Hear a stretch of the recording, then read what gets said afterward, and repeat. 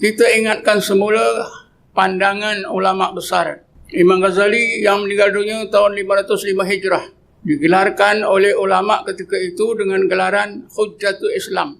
Gelaran ini menunjukkan, membuktikan betapa hebatnya ilmu Imam Ghazali.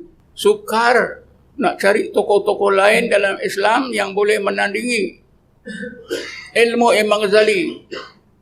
Kepakaran beliau yang khusus ialah di bidang tauhid. Apa kata beliau mengenai makrifah? Beliau menegaskan wa ma'rifatullahi wa sifatihi wa af'alihi la tusal bi ilmil kalam balil kalam mani'an anha wa hijaban laha wa amma khusuluha bil mujahadah. Laqad qala Allah Ta'ala fi kitabil karim walladzina jahadu fina lanahdiyannahum subulana. Mari kita pahami kata-kata Imam Ghazali yang terkenal ini. Kata-kata Imam Ghazali ini bermaksud adapun ma'rifatullah, makrifat tentang sifat-sifat dan af'alullah tidak boleh dicapai menerusi belajar terus-menerus ilmu kalam. Imam Ghazali seorang pakar di bidang ilmu kalam, ilmu tauhid.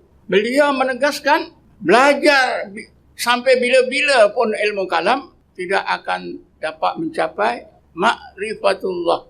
Ilmu kaji diri, ilmu hakikat diri, ilmu rasa diri, sebahagian daripada cabang ilmu tauhid saja. Kita boleh lihat dengan nyata bagaimana ilmu kaji diri ini adalah sebahagian daripada ilmu tauhid. Jadi bagaimana ilmu kaji diri itu boleh menyampaikan ahlinya ke tingkat ma'rifatullah? Tentunya tidak boleh, mustahil.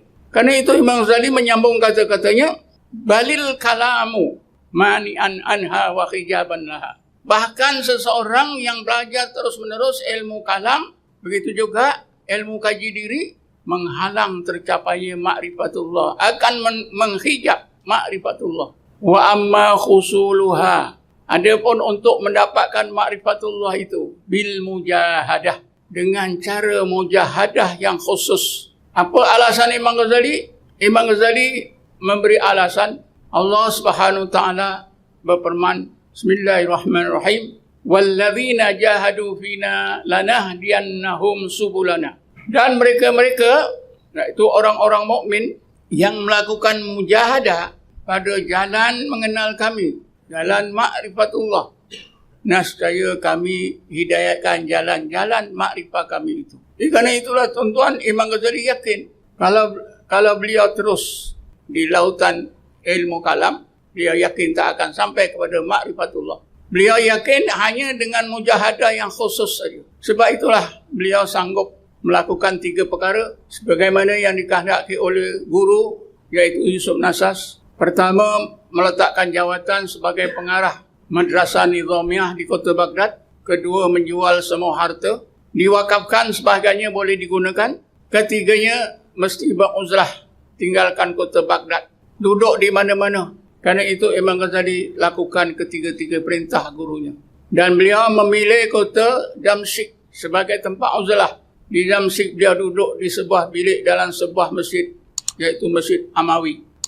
Dalam tahun 2008, bulan Januari, alhamdulillah dengan kurnia Allah, saya dan rombongan telah dapat melawat masuk ke Masjid Amawi, melihat bilik di mana Imam Ghazali berkhalwat.